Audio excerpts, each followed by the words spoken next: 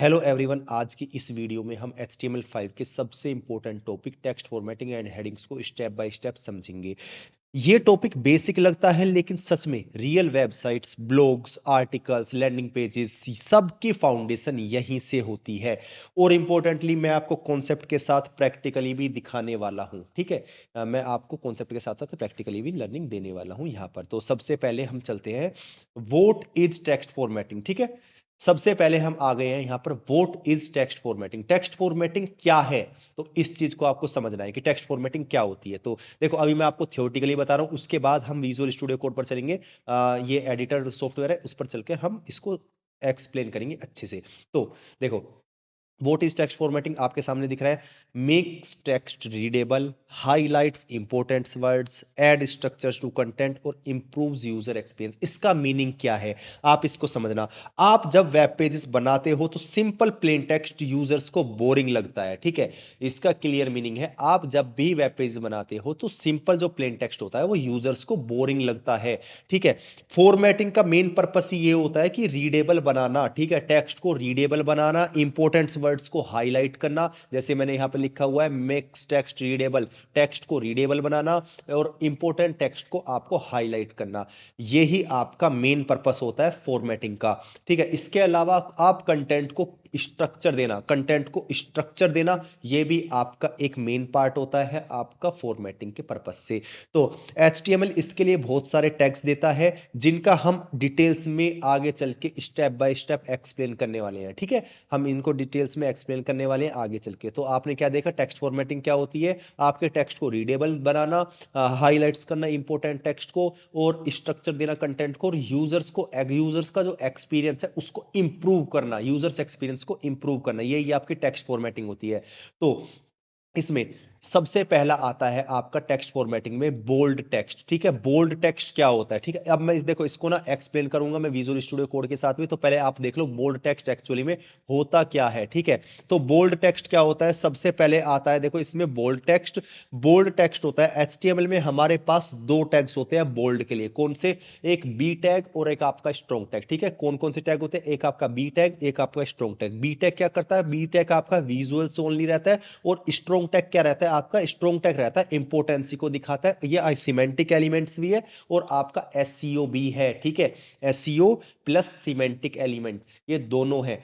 Strong tag क्या है आपका, सिमेंटिक एलिमेंट प्लस आपका एससीओ इंप्रूवमेंट के लिए भी आपका स्ट्रॉन्ग का यूज किया जाता है। कोई इंपॉर्टेंट टेक्स्ट दिखाना है, क्या यूज करोगे आप, स्ट्रॉन्ग टैग का। आपको सिर्फ विजुअल्स दिखाने हैं, आपको उसमें कुछ इंपॉर्टेंसी नहीं है, तो क्या यूज करोगे आप, बी टैग का, जो कि है आपका बोल्ड टैग वो भी।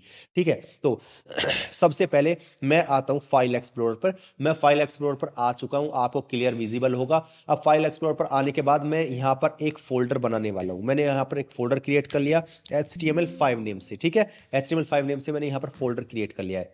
अब इस फोल्डर को मुझे ओपन करना है, किसके अंदर, मुझे ओपन करना है इसे विजुअल स्टूडियो कोड के अंदर। तो मैं यहां पर जो इसका URL सेक्शन है फाइल एक्सप्लोरर को, इस पर क्लिक करके इसको सभी को मैंने हटा दिया है, और ये मैं यहां पर लिखूंगा CMD लिखने के बाद एंटर करूंगा, मेरे सामने एक ब्लैक प्रॉम्प्ट आ चुका है। ठीक है, अब इसके अंदर क्या लिखना है, जो आपको विजुअल स्टूडियो कोड के अंदर ये वाला फोल्डर एक्सेस हो जाए, तो आप क्या लिखोगे, कोड स्पेस डॉट, एंटर करोगे, विजुअल स्टूडियो कोड आपका खुल जाएगा। एंटर किया, देखो विजुअल स्टूडियो कोड आपके सामने आ चुका है। ठीक है, अभी आपके सामने विजुअल स्टूडियो कोड दिख रहा है। अब देखो ध्यान देना, इसमें ये आपका फोल्डर इसमें एक्सेस हो चुका है। ठीक है, ये आपका फोल्डर इसमें एक्सेस है। अब इसके अंदर जो भी मैं फाइल्स बनाऊंगा, अब मैं इसके अंदर जो भी फाइल्स बनाऊंगा इसी के अंदर आपके सामने शो हो जाएगी। ये जो फोल्डर आपके दिख रहा है इसके अंदर आपकी फाइल शो हो जाएगी। तो सबसे पहले मैं देखो यहां पर आपको फाइल बना के दिखाता हूं। तो टॉपिक हमारा क्या चल रहा है, टॉपिक चल रहा है हमारा टेक्स्ट फॉर्मेटिंग। तो मैंने टेक्स्ट फॉर्मेटिंग यहां पर लिख दिया। टेक्स्ट फॉर्मेटिंग डॉट HTML क्यों दे रहा हूं, क्योंकि डॉट HTML एक एक्सटेंशन होती है, अगर ये नहीं लिखोगे तो टेक्स्ट फॉर्मेट ये समझेगा,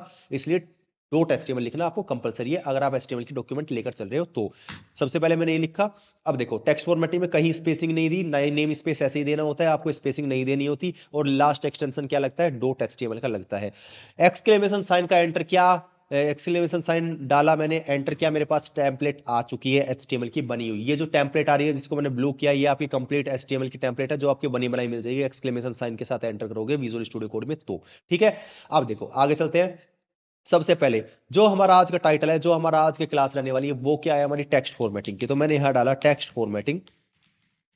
ठीक है। टेक्स्ट फॉर्मेटिंग के बारे में मैं एक्सप्लेन आपको करने वाला हूँ। टेक्स्ट फॉर्मेटिंग एंड हेडिंग्स भी डाल देता हूँ, आने वाला टॉपिक आपका हेडिंग्स का भी रहेगा, तो मैं इसको हेडिंग्स भी यहाँ पे लिख देता हूँ। टेक्स्ट फॉर्मेटिंग एंड हेडिंग्स, इसको मैं ओपन विद लाइव सर्वर कर रहा हूँ। आपके पास लाइव सर्वर अगर नहीं है तो आप एक्सटेंशन को यहाँ से इंस्टॉल कर लीजिएगा, लाइव सर्वर यहाँ पर लिख लीजिएगा। लाइव सर्वर जब आप लिखोगे तो जो आपके पास सामने फर्स्ट रिजल्ट आएगा जिसके ओवर मिलियंस में डाउनलोड्स हैं, ठीक है, ये वाला, इसको आप इंस्टॉल कर लेना। इंस्टॉल करने के बाद वो राइट क्लिक करना, आप राइट क्लिक करके आपके पास ओपन विद लाइव सर्वर यहाँ पर आ जाएगा। अगर इसको शॉर्टकट कमांड करनी है तो Alt+L करेंगे जब भी आपका ये ओपन हो जाएगा, ठीक है। Alt+L करोगे या Alt+O करोगे, ठीक है, ये जब भी आपके सामने ओपन हो जाएगा, लाइव सर्वर एक्सेस हो जाएगा। तो मैंने यहां से राइट क्लिक करके कर लेता हूं, तो मैंने यहां से किया ओपन विद लाइव सर्वर। जैसे ही मैंने लाइव सर्वर किया, अभी देखो मेरे सामने जो व्हाइट स्क्रीन आ रही है, ये क्या है, ये आपका बॉडी पार्ट है, ये मैंने आपको इंट्रोडक्शन में बता चुका हूं, ठीक है। और बाकी जो टाइटल कहां आ रहा है, जो ये दिख रहा है आपको, टाइटल आ रहा है, टैब क्या नेम, टैब नेम आपका ये टाइटल नेम है, ठीक है, ये सामने आपका टाइटल नेम आ रहा है इसका, ये मैं क्लोज कर देता हूं। हाँ, अब मैं यहां पर आ गया। अब देखना सबसे पहले टॉपिक हमारा क्या है, सबसे पहला हमारा रहने वाला है आज का, वो है बोल्ड और स्ट्रॉन्ग। ये दोनों है क्या, ये इनमें डिफरेंसेस क्या है, आप इस चीज को समझना, ठीक है।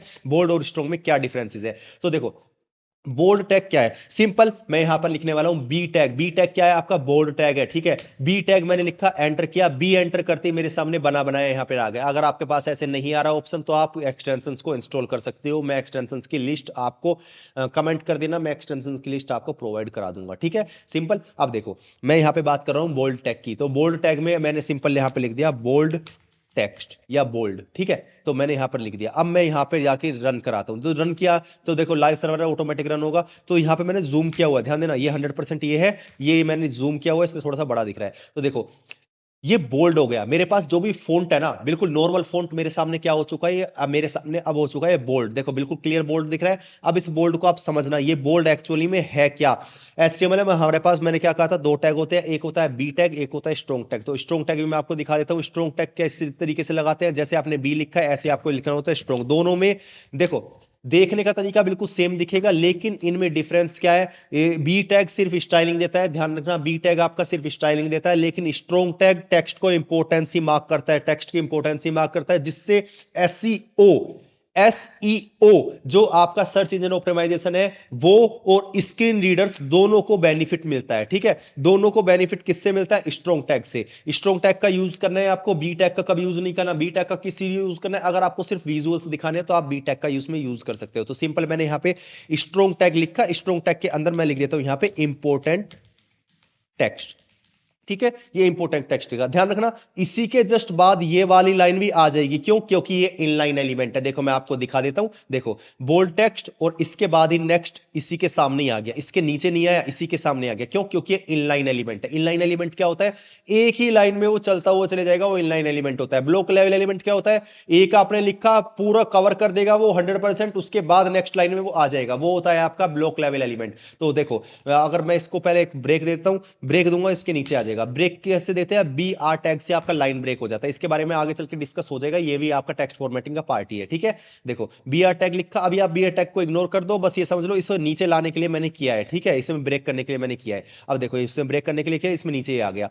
ध्यान देना, ये भी और ये भी आपको एग्जैक्ट सेम दिख रहा है, लेकिन ब्राउजर इसको एग्जैक्ट सेम नहीं समझेगा। यूजर तो सेम समझ रहा है, लेकिन ब्राउजर नहीं समझेगा, सर्च इंजन नहीं समझेगा। क्यों, देखो कंट्रोल यू करके दिखाता हूं मैं आपको। अब देखो इसमें ध्यान देना, आपको क्या दिख रहा है, यहां पे बी टैग और यहां पर आपका strong tag, same to same code open हो रहा है, इसमें अलग अलग समझ रहा है ब्राउजर, लेकिन ध्यान देना इसमें जो बोल्ड टैग और आपका स्ट्रॉन्ग टैग है वो दोनों के दोनों अलग है। बी टैग क्या कर रहा है, बी टैग सिर्फ विजुअल्स दिखा रहा है, लेकिन इंपोर्टेंट टैग आपका इंपोर्टेंसी कर रहा है, इंपोर्टेंट मार्क कर रहा है, किसके लिए, जिससे एसईओ और स्क्रीन रीडर्स जो होते हैं आपका दोनों के लिए बेनिफिट होता है, ठीक है, सिंपल है। अब हम नेक्स्ट टॉपिक की तरफ चलते हैं, ये आपका क्लियर हो चुका है बोल्ड टेक्स्ट का, ठीक है। अब हमारा नेक्स्ट टॉपिक क्या रहता है इसमें, नेक्स्ट टॉपिक आता है इसमें इटैलिक एंड एम्फेसिस। देखो ये जो सभी टॉपिक्स आ रहे हैं ये आपके टेक्स्ट फॉर्मेटिंग के टॉपिक्स आ रहे हैं, ध्यान देना, टेक्स्ट फॉर्मेटिंग के, ठीक है, हेडिंग्स के नहीं, अभी टेक्स्ट फॉर्मेटिंग के टॉपिक्स आ रहे हैं। तो सेकंड टॉपिक है हमारा italic and emphasis. Italic and emphasis क्या होता है, आप इसको बिल्कुल ईजी तरीके से समझ सकते हो। इटैलिक और एम्फेसिस में क्या डिफरेंस है, आप पहले इसको समझो, फिर आपको मैं इटैलिक के बारे में बता दूं। देखो पहले इटैलिक के बारे में मैं आपको डिस्कस कर देता हूं, ठीक है। इटैलिक होता क्या है, देखो सेम टू सेम वर्क करता है, इटैलिक भी आपका सेम टू सेम वर्क करता है, जैसे आपका बी टैग और स्ट्रॉन्ग टैग है, ऐसे ही आपका आई टैग और आपका ईएम टैग है, ये आपस में ध्यान देना, ये स्ट्रॉन्ग से और बोल्ड टैग से अलग है, लेकिन मैं बात कर रहा हूं सिर्फ इसकी कि इटैलिक और एम्फेसाइज की, ठीक है। ये दोनों के दोनों एक जैसे दिखते हैं, कैसे, जैसे वो दिखते थे ना, उसी तरह इटैलिक के लिए एचटीएमएल में आई और ईएम यूज होता है, ठीक है। उसी तरह जैसे आपके बी टैग और स्ट्रॉन्ग टैग था, ऐसे ही आपके आई टैग और ईएम टैग है, ठीक है।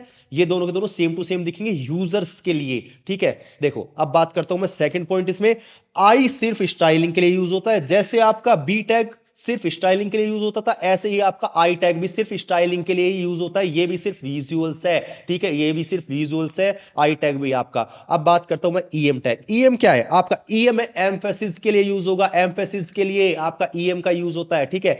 अब स्क्रीन रीडर्स इसको जोर से रीड करते हैं, ध्यान देना, स्क्रीन रीडर्स इसको जोर से रीड करते हैं, किसको? ईएम को। ईएम को, आई को नहीं, आई सिर्फ स्टाइलिंग के लिए है। अगर आपने कहीं ईएम टैग दिया है और आपने उसके अंदर एक्सेसिबिलिटीज लगा रखी है, जो भी रीडिंग होगी ना, जो भी टेक्स्ट की रीडिंग होगी यूजर्स के मोबाइल पर, तो वो जो रीडिंग होगी वो जोर से रीडिंग होती है उसकी, तो उसके लिए क्या यूज होता है? एम्फेसिस यूज होता है। और ध्यान देना, दोनों के दोनों टैग, आपका स्ट्रॉन्ग टैग और एम्फेसिस टैग, दोनों टैग्स आपके सिमेंटिक है, और आई टैग और आपका बी टैग, ये दोनों के दोनों टैग्स आपके नॉन सिमेंटिक टैग्स है, ठीक है। Semantic tags, non semantic tags की एक अलग सीरीज आएगी, उसमें सब कुछ क्लियर हो जाएगा, बस अभी मैं बताता हूं चल रहा हूं।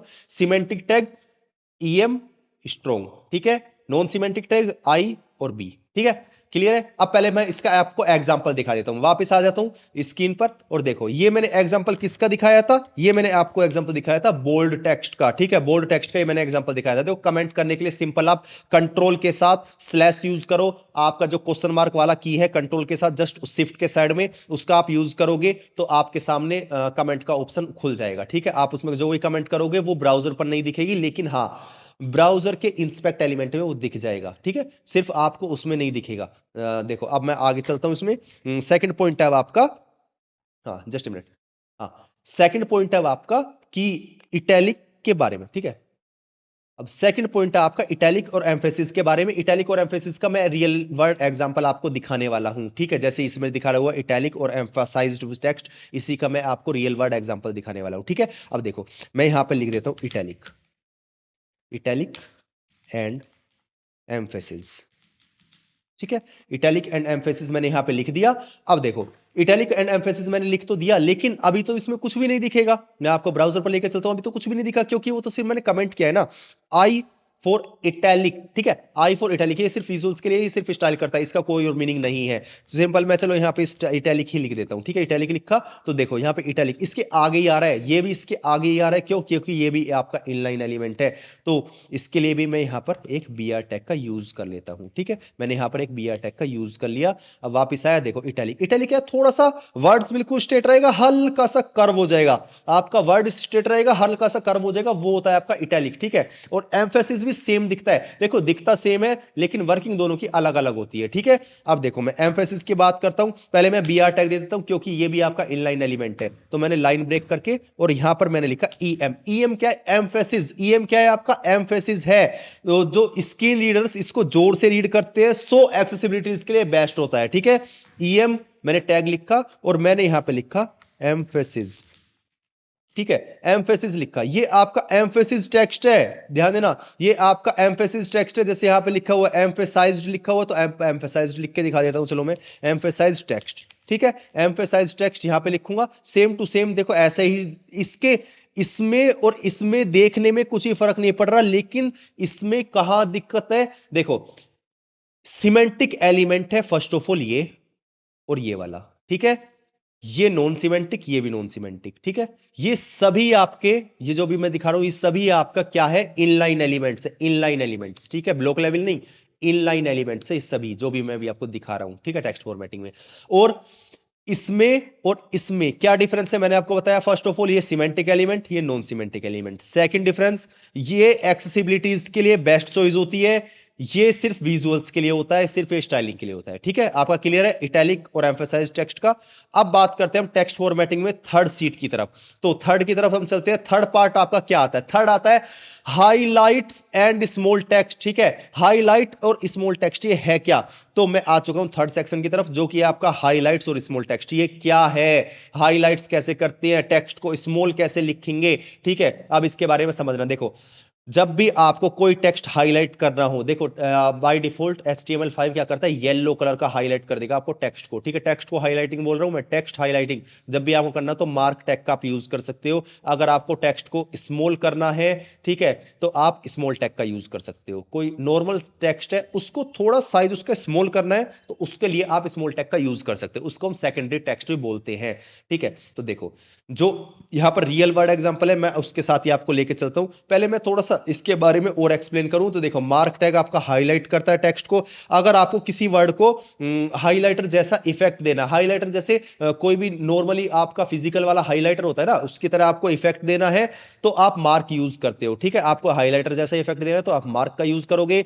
और स्मॉल का यूज आप कहां किस लिए करोगे इसका भी मैं बता दूं। आप कहां कहां यूज कर सकते हो, डिस्क्लेमर्स में यूज कर सकते हो, टर्म्स एंड कंडीशंस में यूज कर सकते हो, या स्लाइड नोट्स के लिए यूज कर सकते हो। स्लाइड्स के जो नोट्स होते हैं ना उसके लिए भी यूज कर सकते हो आप। साइड नोट्स के लिए, स्लाइड नोट्स नहीं, साइड नोट्स के लिए आप इसका यूज कर सकते हो। कहां, डिस्क्लेमर में यूज कर सकते हो आप, टर्म एंड कंडीशंस में यूज कर सकते हो आप, इसका साइड्स के जो नोट्स होते हैं आप उसमें यूज कर सकते हो स्मॉल टैग का, ठीक है। तो देखो आपका मार्क और स्मॉल क्या है, तो मैं हाईलाइट एंड स्मॉल टेक्स्ट के बारे में आपको बता देता हूं। हाईलाइट एंड स्मॉल टेक्स्ट मैं यहां पे लिख दिया मैंने, हाइलाइट्स एंड स्मॉल टेक्स्ट, ठीक है। हाइलाइट्स एंड स्मॉल टेक्स्ट मैंने यहां पे लिखा। अब मैंने क्या बोला आपसे, अगर मुझे हाईलाइट करना है तो क्या यूज करूंगा मैं, मार्क टैग का यूज करूंगा। अगर मुझे हाईलाइट करना है तो किसका यूज करूंगा, मैं मार्क टैग का यूज करूंगा। तो सबसे पहले मैंने यहां पे मार्क लिख दिया। देखो BR टैग में क्यों लेता चल रहा हूं सभी के लिए, क्योंकि इनलाइन एलिमेंट है, एक ही लाइन में बार बार बार बार ना आए, इसलिए मैं BR टैग का यूज कर रहा हूं, ठीक है। मैंने मार्क टैग का यहां पे यूज किया। मार्क टैग का यूज करने के बाद सिंपल मैं इसमें लिख देता हूं हाईलाइट, ठीक है। या कुछ भी आप दे सकते हो, ये जो व्हाइट कलर के जितने भी आपको दिख रहा है ना ये सब कुछ आपका कंटेंट है। ब्लू कलर का जो आपको दिख रहा है वो आपका टैग नेम है, ठीक है। एलिमेंट क्या होता है, opening tag plus content plus closing tag, ये आपका होता है एक HTML एलिमेंट। कौन सा एलिमेंट है ये मार्क एलिमेंट है HTML का। ये ऐसे ही ये एम्फसाइज्ड एलिमेंट है HTML का, ऐसे ही ये आपका इटैलिक है, ठीक है।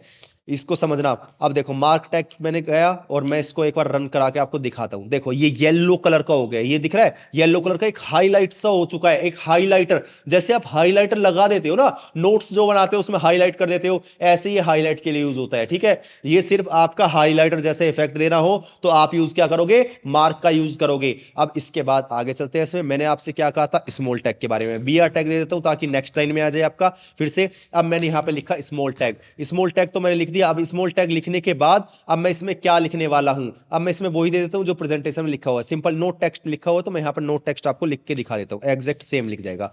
तो नोट टेक्स्ट मैंने यहां पर लिख दिया, नोट टेक्स्ट या नोट्स टेक्स्ट कुछ भी आप लिख दो, ठीक है। देखो ये आपका ना नॉर्मल जो टेक्स्ट होता है उससे थोड़ा छोटा है, ध्यान देना। ये इसका जो वर्ड है उससे थोड़ा छोटा है। अगर आपको देखना है तो आप सिंपल इसको इंस्पेक्ट करो और देखो फॉन्ट साइज स्मॉलर आपको दिख रहा है, जहां पे अभी मेरा कर्सर चल रहा है यहां पे आपको दिख रहा है फॉन्ट साइज स्मॉलर। इसने स्मॉल कर दिया, इसने एक CSS पे प्रॉपर्टी लगा दी अपने एंड से। HTML ने क्या स्मॉल टैग का यूज करते एक CSS की प्रॉपर्टी लगा दी जो कि है आपकी फॉन्ट साइज स्मॉलर, ठीक है। देखो अगर नॉर्मल इसमें जाता हूं तो देखो इसमें भी एक आपके सामने दिख रहा होगा, बैकग्राउंड कलर लगा दिया है मार्क का और कलर लगा दिया है मार्क टेक्स्ट का, लेकिन इसमें कोई इसमें साइज के अकॉर्डिंग कुछ भी नहीं किया, साइज का नॉर्मल है। ऐसे इसमें आपके पास चलता हूं मैं इसमें टेक्स्ट एम्फसाइज्ड में, तो देखो फॉन्ट साइज इटैलिक, इटैलिक ही चल रहा है, लेकिन इसका और इसका देखो दोनों के दोनों सेम ही जाएगा। इसका भी देखो इटैलिक जा रहा है, उसका भी इटैलिक जा रहा है, लेकिन इसमें डिफरेंस क्या है, ये एम्फसाइज्ड के लिए जा रहा है, ये EM के लिए, वो I के लिए है, ठीक है। वो I को टारगेट कर रहा है, वो EM को टारगेट कर रहा है। EM क्या है, एम्फसिस, I क्या है, इटैलिक, ठीक है। अब देखो ये हाईलाइट क्या है, ये हाईलाइट जो हो रहा है ये क्या है, मार्क टैग के थ्रू हो रहा है। मार्क टैग क्या करता है, ये हाईलाइटर का काम करता है, ठीक है। किसी टेक्स्ट को दिखाना हो, हाईलाइट करके दिखाना हो तो आप इस तरीके से वो दिखा सकते हो। और स्मॉल टैग क्या करता है, आपके टेक्स्ट को थोड़ा सा छोटा करने के लिए। कहां कहां यूज कर सकते हो आप उसका, डिस्क्लाइमर में, टेक्स्ट टर्म एंड कंडीशंस में, ये साइड के नोट्स के लिए, ठीक है। अब देखो इसमें आगे चलते हैं। नेक्स्ट पार्ट क्या रहता है टेक्स्ट फॉर्मेटिंग में, सुपर स्क्रिप्ट और सब स्क्रिप्ट। ध्यान देना, सुपर स्क्रिप्ट और सब स्क्रिप्ट आपका मेन टॉपिक आ चुका है। ये वाला भी बहुत ज्यादा मेन टॉपिक रहने वाला है आपका, सुपर स्क्रिप्ट और सब स्क्रिप्ट। ये है क्या, सबसे पहले इस चीज को समझना। सुपर स्क्रिप्ट और सब स्क्रिप्ट देखो आपने अब तक क्या देखा होगा, साइंस और मैथ्स के जो भी कंटेंट देखा है ना, वो सब और सुप का यूज होता है। ठीक है, किसके लिए? अगर साइंस के लिए या फिर मैथ्स के लिए कुछ लिखने वाले हो, जैसे x की पावर 2 या a प्लस बी का होल स्क्वायर या H2O, ठीक है, इस तरीके से कुछ भी देने वाले हो तो सभी के लिए आप क्या यूज करोगे? सबस्क्रिप्ट और सुपर स्क्रिप्ट का। फॉर एग्जाम्पल देखो, मैं आपको दिखा के चलता हूं, तो मैंने यहां पे एक और फिर से br टैग ले लेता हूं। br टैग लेने के बाद अब मैं देखो आपको बिल्कुल सिंपल सा एग्जांपल दिखाने वाला हूं। सबसे पहले मैं एग्जांपल दिखाता हूं आपको सब स्क्रिप्ट का। सब स्क्रिप्ट क्या करती है? ऊपर के लिए। सब होती है ऊपर के लिए, और सुपर नहीं, सुपर होती है आपका ऊपर के लिए। सॉरी, मैंने गलत बोल दिया था पहले।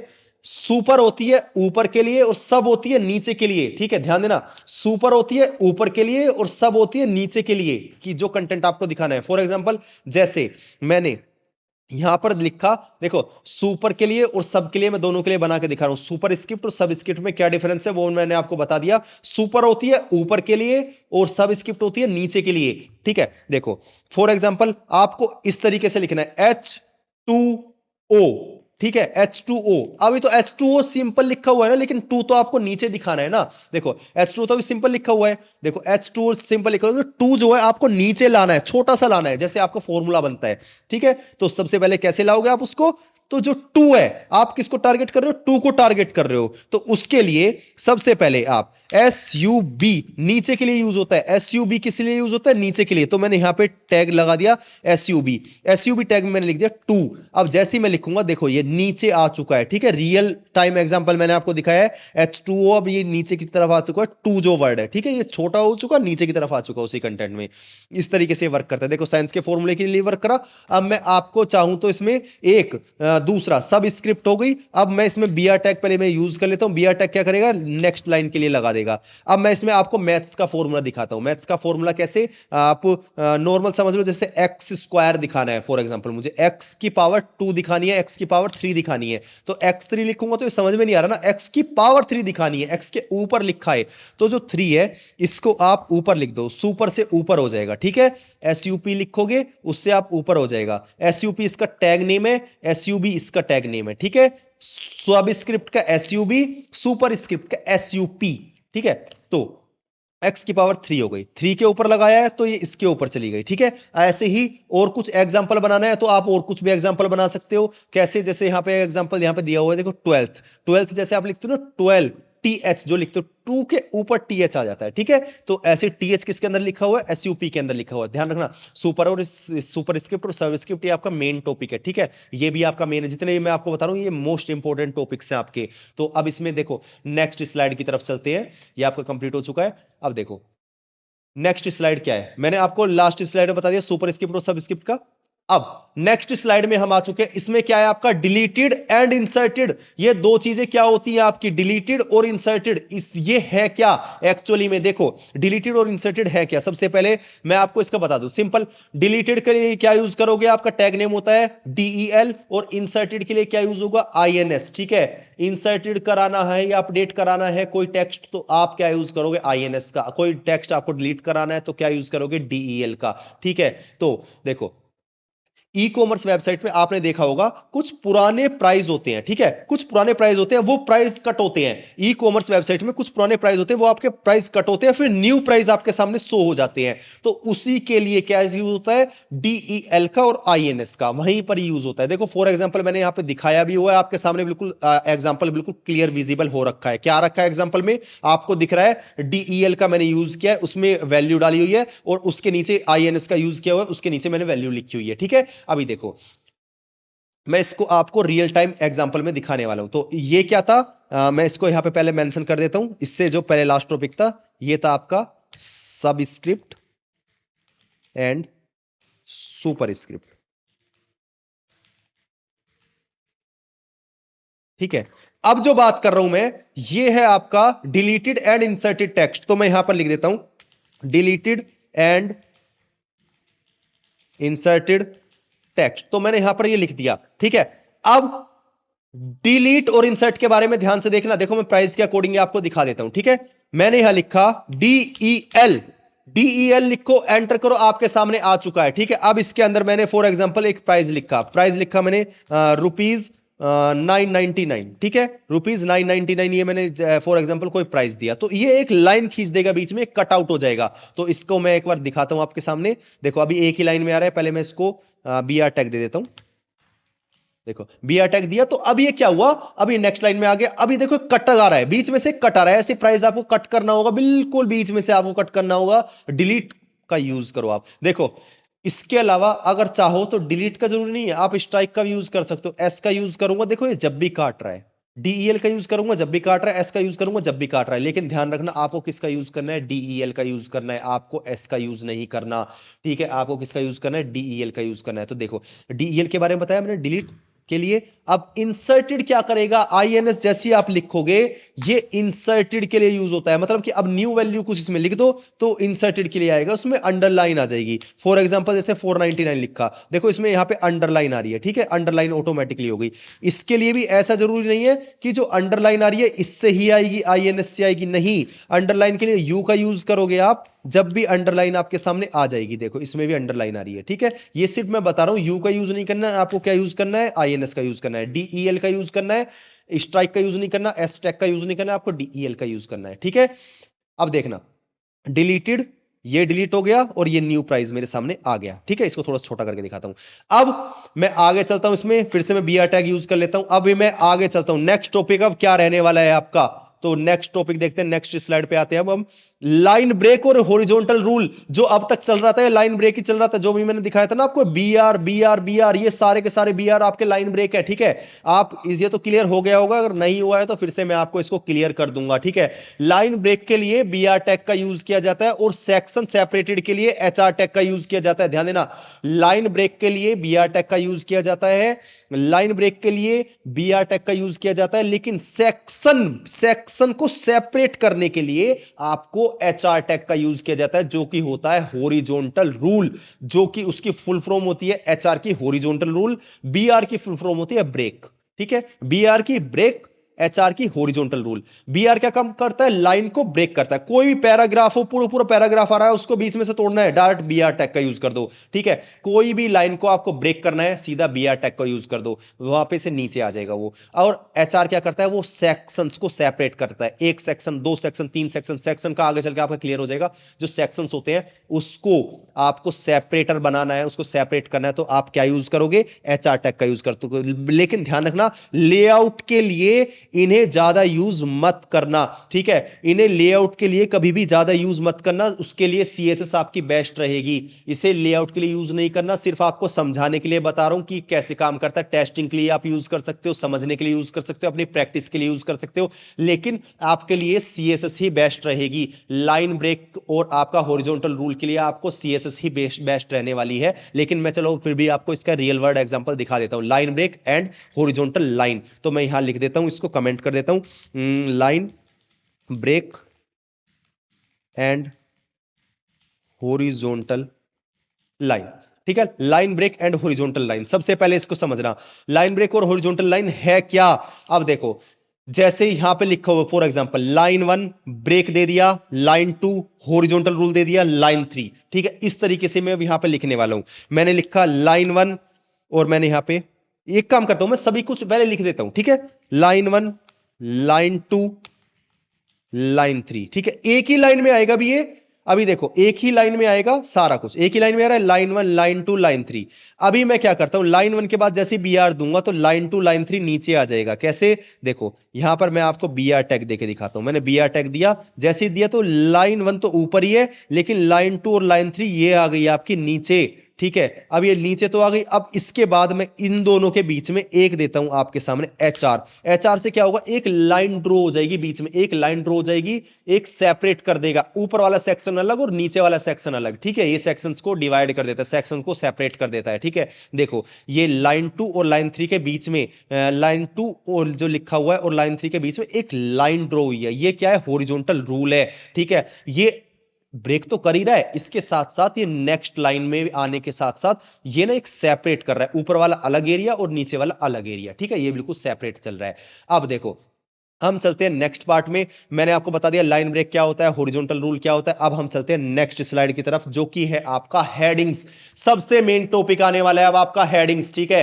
ये है आपका मोस्ट इंपोर्टेंट टॉपिक HTML5 का। देखो HTML5 क्यों बोल रहा हूं मैं, क्योंकि ये मैं 5th वर्जन के बारे में बात कर रहा हूं, इसमें मैं सिमेंटिक एलिमेंट्स के बारे में भी बताऊंगा आपको, ठीक है। देखो हेडिंग्स क्या होती है, सबसे पहले आप उस चीज को समझना। हेडिंग्स होती क्या है, HTML में आपका मेनली 6 टाइप्स ऑफ हेडिंग्स होती है। कौन सी? H1 से लेके आपके H6 तक आपकी 6 हेडिंग्स होती है, H1 से लेके H6 तक। H1, H2, H3, H4, H5, H6, ठीक है। 6 हेडिंग्स होती हैं आपकी टोटल। तो H1 क्या है, आपकी मेन पेज हेडिंग।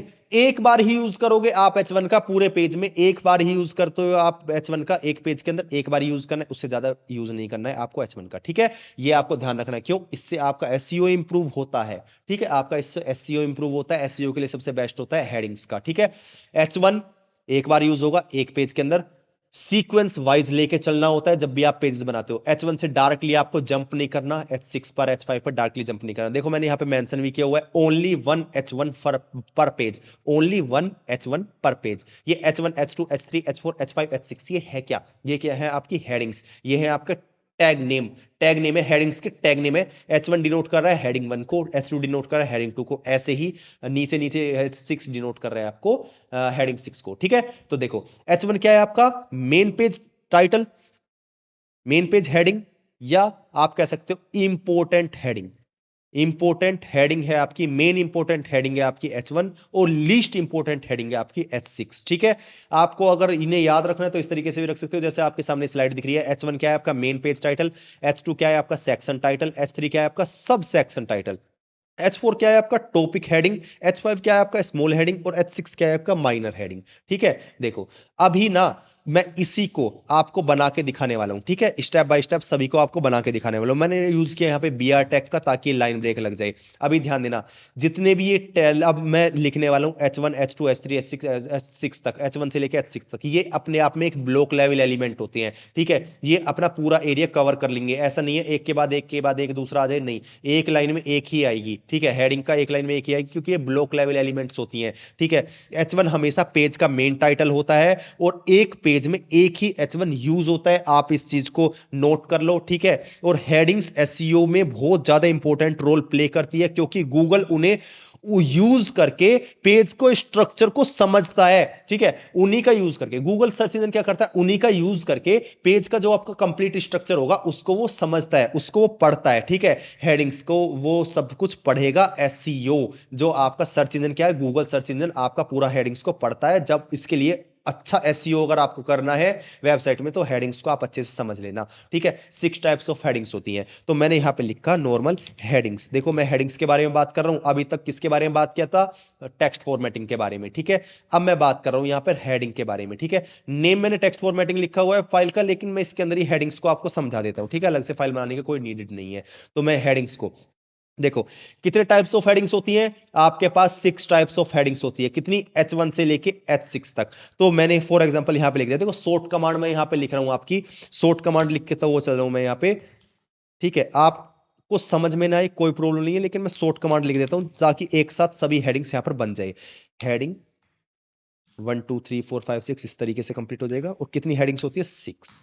तो देखो आपके सामने ये बन चुका है, H1, H2, H3, H4, H5, H6, ये आपकी 6 हेडिंग आ गई। Heading 1, heading 2, heading 3, heading 4, heading 5, heading 6, ठीक है।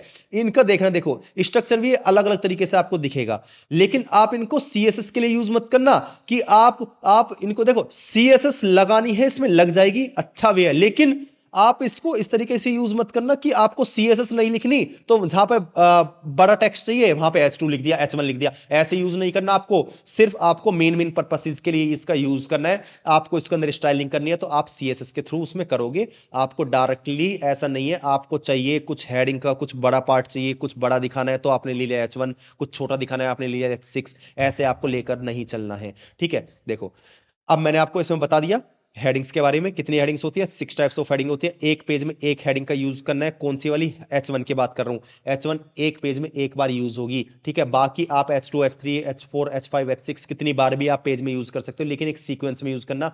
H1 से डायरेक्टली जंप मत कर देना H4, H5, H6 पर, ठीक है। H1 के बाद सीधा आना H2 पर, फिर आना H3 पर, फिर आना H4 पर। इस तरीके से आपका पेज का स्ट्रक्चर अच्छे से बनता है। तो अब इसमें देखो, मैंने हेडिंग्स के बारे में आपको सब चीज बता दी है। अब मैं बात करता हूं, नेक्स्ट स्लाइड पर आता हूं मैं। और देखो, हेडिंग्स के बेस्ट प्रैक्टिसेस के लिए कुछ मेन पॉइंट्स मैं आपको बताने वाला हूं। हेडिंग्स की बेस्ट प्रैक्टिसेस के लिए मैं मेन पॉइंट्स आपको बताने वाला हूं। क्यों? देखो, ये बहुत ज्यादा इंपॉर्टेंट है। क्यों? देखो, आपको मैंने अभी बताया था, आपको फॉलो करना है एक बिल्कुल हायरार्की फॉर्मूला। बिल्कुल आपको हायरार्की फॉर्मूला यूज करना है। कैसे? आप H1 यूज कर रहे हो तो उसके बाद ही H2 यूज करना। आप H2 डायरेक्टली यूज मत करना अगर आपने H1 यूज नहीं किया है तो। आपको सीक्वेंस में चलना है। H2 अगर नहीं है पेज में, डायरेक्टली आपने H3 लिख दिया, वो गलत है। आप उसकी जगह रिप्लेस करो H2 को, क्योंकि उससे आपका एसईओ इंप्रूव होगा, ठीक है। तो फॉलो हायरार्की, आपका फर्स्ट मेन पॉइंट क्या है? Follow hierarchy.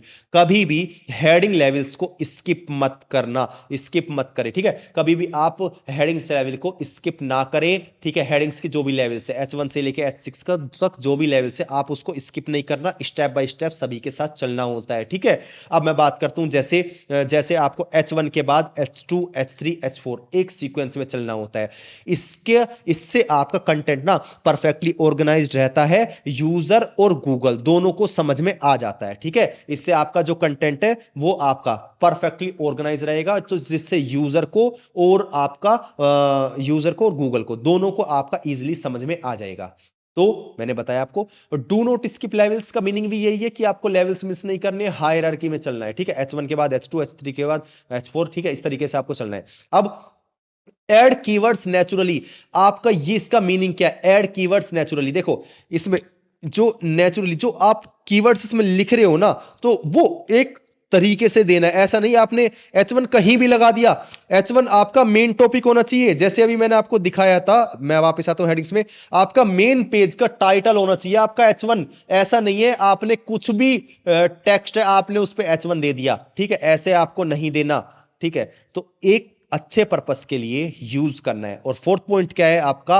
हेडिंग को समराइज करता है कंटेंट। देखो, हेडिंग समराइज कंटेंट, ये वाली लाइन भी समझना आप, हेडिंग समराइज कंटेंट। और हां, इसके अलावा मैं बात को बता दूं, कुछ आपको ना पॉइंट्स आपको माइंड में रखने हैं। फिर मैं आपको बता देता हूं कुछ पॉइंट्स आपको माइंड में रखने हैं। जैसे आपके टॉपिक आता है हेडिंग्स का माइंड में कि हेडिंग्स इन HTML5, तो क्या क्या पॉइंट्स आपको माइंड में रखने हैं? First point, total 6 types of headings in HTML5, ठीक है। Total 6 headings in HTML। H1 is the biggest and H6 is the smallest। H1 is equals to main page title, और H2 से लेके H6 तक आपका सब हेडिंग्स होता है, ठीक है। एक पेज पर एक H1 यूज होगा, इससे आपका एसईओ इंप्रूव होगा। कितने भी यूज कर सकते हो, लेकिन मैं सजेस्ट करूंगा कि आप एक ही यूज करें। यही बेस्ट प्रोग्रामर की बेस्ट प्रैक्टिस रहती है, ठीक है। सेकंड, इसमें इंप्रूव करता है, स्ट्रक्चर को इंप्रूव करेगा, ठीक है। आपका हेडिंग्स क्या करेगा? स्ट्रक्चर को इंप्रूव करेगा।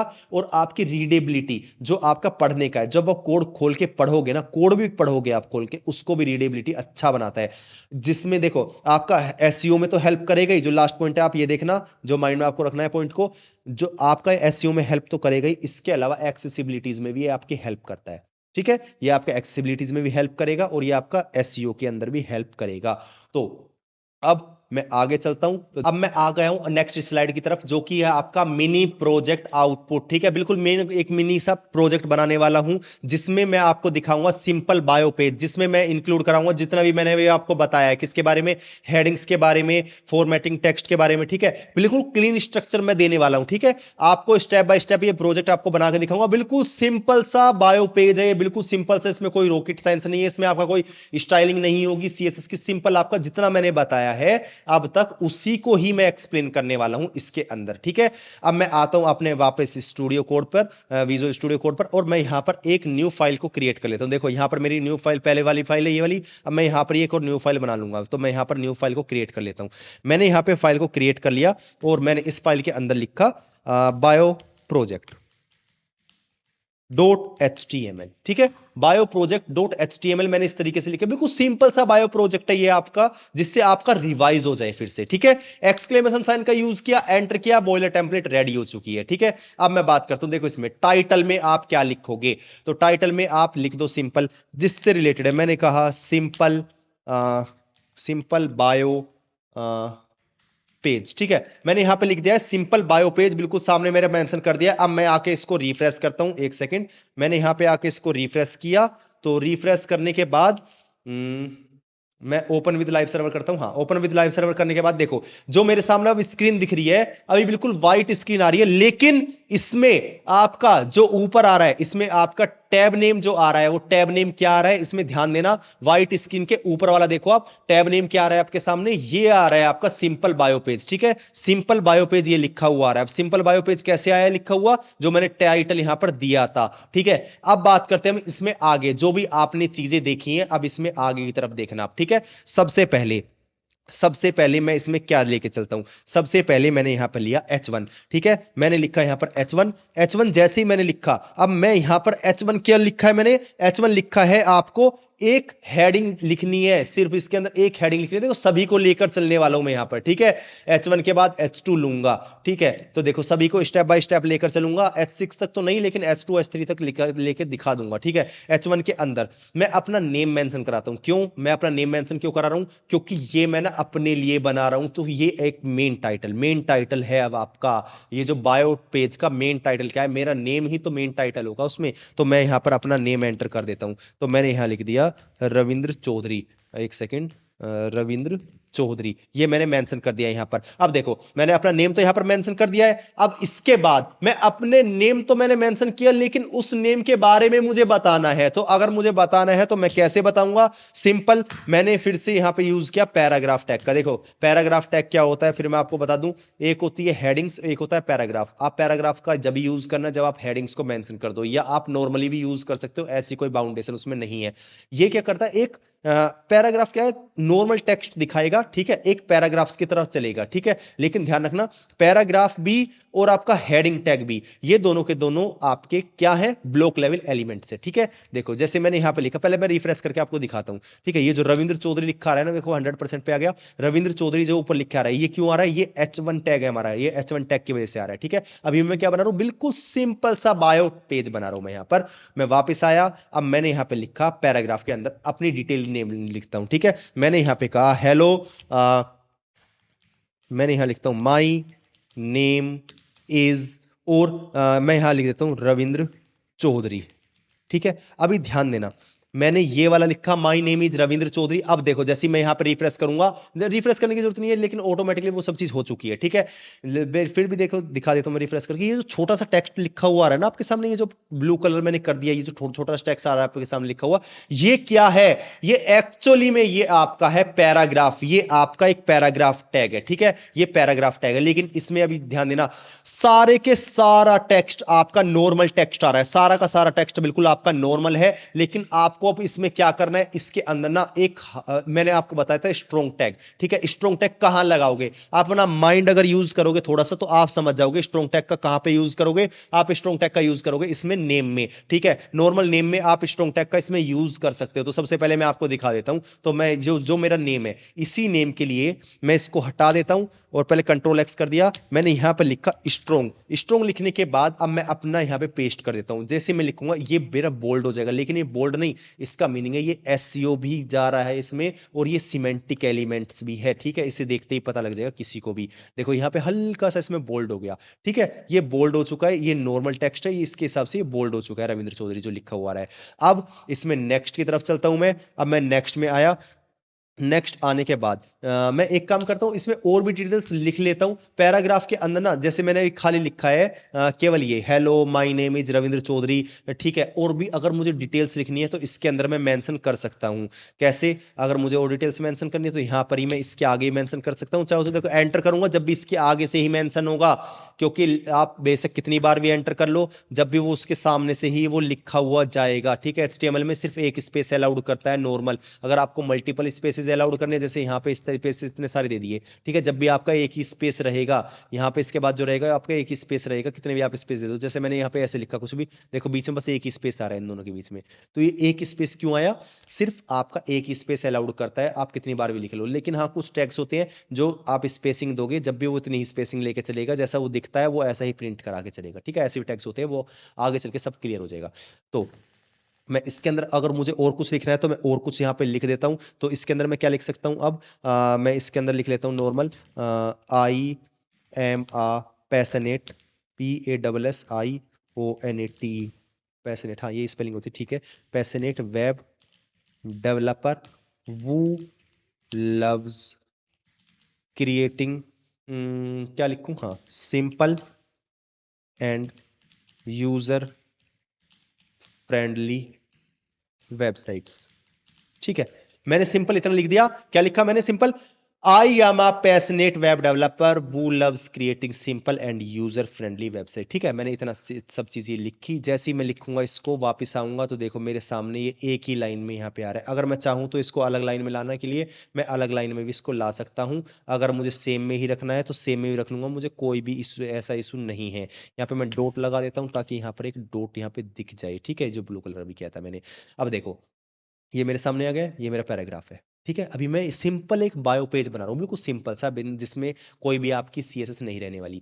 ठीक है, ये समझने के लिए सारे के सारे टैग्स में इसमें समझा दूंगा। आपका स्ट्रॉन्ग टैग भी मैंने समझा दिया आपको, H1 टैग भी मैंने आपको इसमें समझा दिया। और क्या इसमें लिख सकते हो? देखो आपको कुछ इटैलिक करके दिखाता हूँ। इटैलिक मतलब एम्फेसाइज्ड करके दिखाता हूँ। एम्फेसाइज्ड किसमें? मैं एक काम करता हूँ इसमें, देखो इसमें आपका मेन पर्पस क्या है? मेन पर्पस किस चीज को दिखा रहे हो आप? इसमें दिखा रहे हो वेब डेवलपर। ठीक है, वेब डेवलपर एक मेन पर्पस है। ठीक है, तो मैंने इसे कट किया और यहाँ पे एम्फसाइज डाला और इसके अंदर मैंने वेब डेवलपर किया, ताकि जब स्क्रीन रीडर हो तो वो एक लाउड रीड हो, जोर से रीड हो। ठीक है, एक्सेसिबिलिटीज के टाइम पे। तो मैंने EM टैग का यूज किया और इसके अंदर मैंने लिख दिया वेब डेवलपर।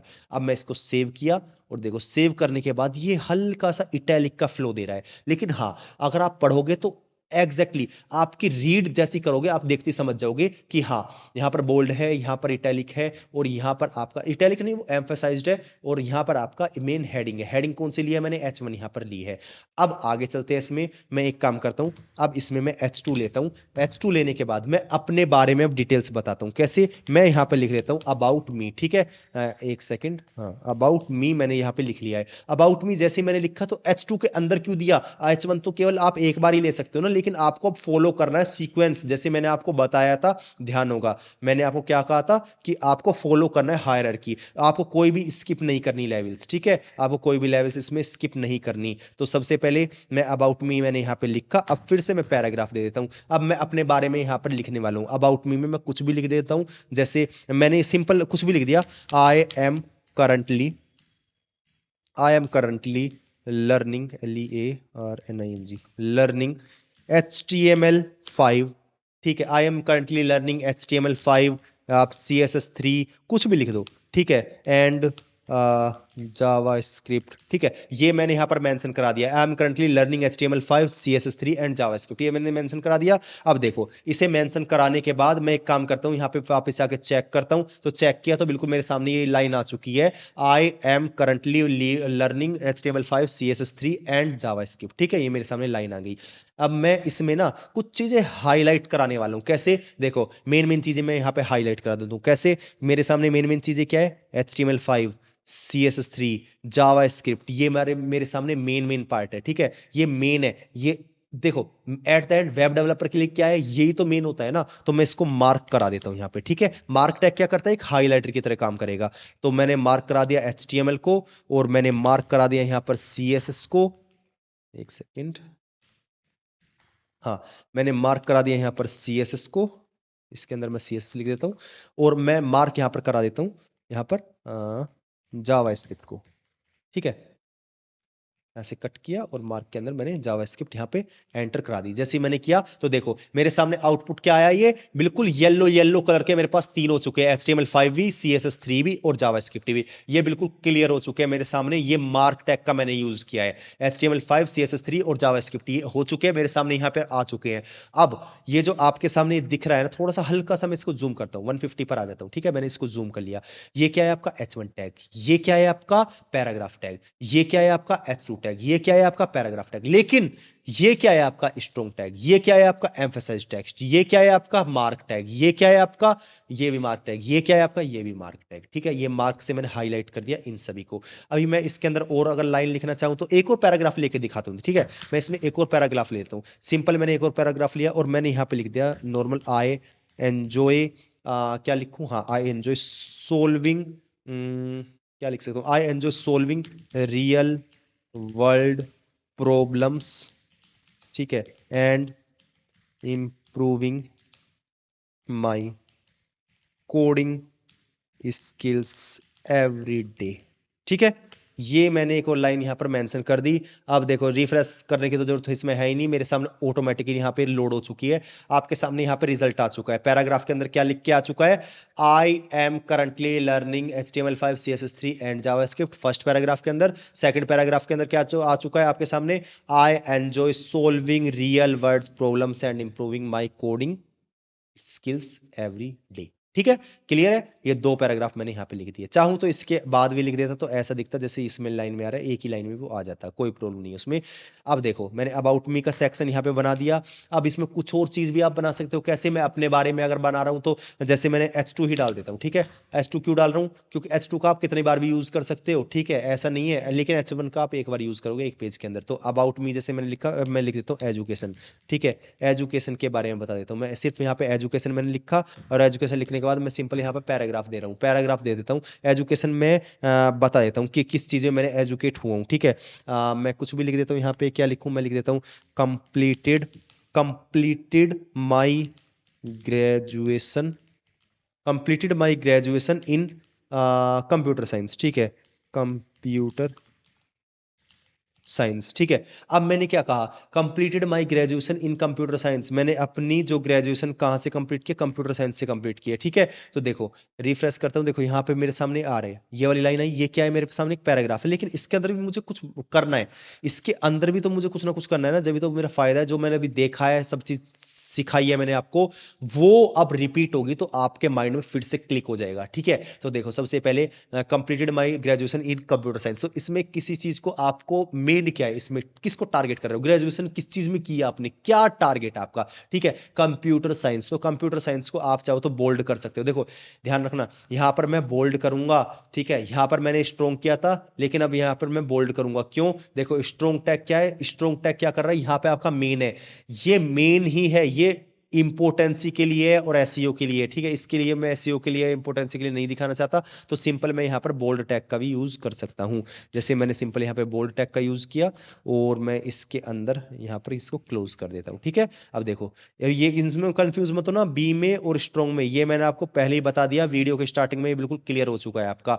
अब देखो आगे चलते हैं, इसमें मैंने एजुकेशन के बारे में लिख दिया। अगर दूसरा पैराग्राफ देना चाहो तो दूसरा पैराग्राफ भी देकर आप लिख सकते हो, और अगर आप चाहो तो इससे आगे लिखना है, जैसे इसमें मैंने यहाँ पे ऊपर लिखा था, इससे आगे भी आप लिख सकते हो। तो मैं इससे अगर आगे लिखना है तो मैं इससे आगे लिख लेता हूं। मैंने कहा my favourite, FAVORITE, favourite subjects were, कौन कौन से, web technologies, web technologies and programming fundamentals. ठीक है, इस तरीके से मैं कुछ लिख लेता हूं,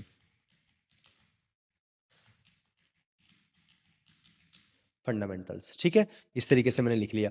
अब मैं ना इसके अंदर भी देखो, अब पहले मैंने आपको स्क्रीन पे देखो रिफ्रेश करके दिखा दिया। अब आपके सामने क्या लिखा हुआ है, my favourite subjects were web technologies and programming fundamentals. ठीक है, अब इसमें ना दो चीजें आ रही है, देखो वेब टेक्नोलॉजीज और प्रोग्रामिंग फंडामेंटल्स। ठीक है, ये दोनों चीजें जो आ रही हैं आपके सामने, इनको ना आप थोड़ा सा एम्फसाइज्ड नहीं, आप इसको इटैलिक वे में दिखा सकते हो। देखो एम्फसाइज्ड तो आपने दिखा दिया वेब डेवलपर को कि यही तो मेन है, लेकिन इसके अंदर जो चीजें आ रही हैं उसको आप नॉर्मली इटैलिक टेक्स्ट के साथ भी दिखा सकते हो। ठीक है, इटैलिक टेक्स्ट के साथ मैं यहां पर इसको कर देता हूं। मैंने आई टैग का यूज किया, मैं आई टैग का यहाँ पर यूज कर लेता हूँ। जैसे मैंने आई टैग का यहाँ पर यूज किया है, आई टैग का यूज करने के बाद यहाँ पर मैं किसको क्लोज करता हूँ और यहाँ पर भी मैं आई टैग का यूज कर लेता हूँ। ठीक है, और यहाँ पर मैंने इसको कर दिया क्लोज। देखो आपके सामने, देखो रिजल्ट क्या आया, अब आपके सामने इटैलिक हो गया। ये दोनों के दोनों वेब टेक्नोलॉजीज आपकी इटैलिक हो गई और आपका फंडामेंटल वाली ये जो लाइन आपकी ये वाली इटैलिक हो चुकी है। ठीक है, अब देखो इसमें आगे बढ़ते हैं। मैंने अबाउट में भी क्लियर कर दिया, एजुकेशन भी क्लियर कर दिया, और इसके अंदर जो है ना वो बता रहा हूँ मैं आपको। मेन है आपका पर्पस टेक्स्ट फॉर्मेटिंग के बारे में बताता हुआ चल रहा हूँ सब कुछ। ठीक है, कुछ हेडिंग्स के बारे में भी मैंने आपको बता दिया है। अब इसमें आगे बढ़ते हैं। एजुकेशन वाला हो गया आपका पार्ट। अब एजुकेशन के बाद ना आप चाहो तो कुछ स्किल्स भी इसमें लिख सकते हो। ठीक है,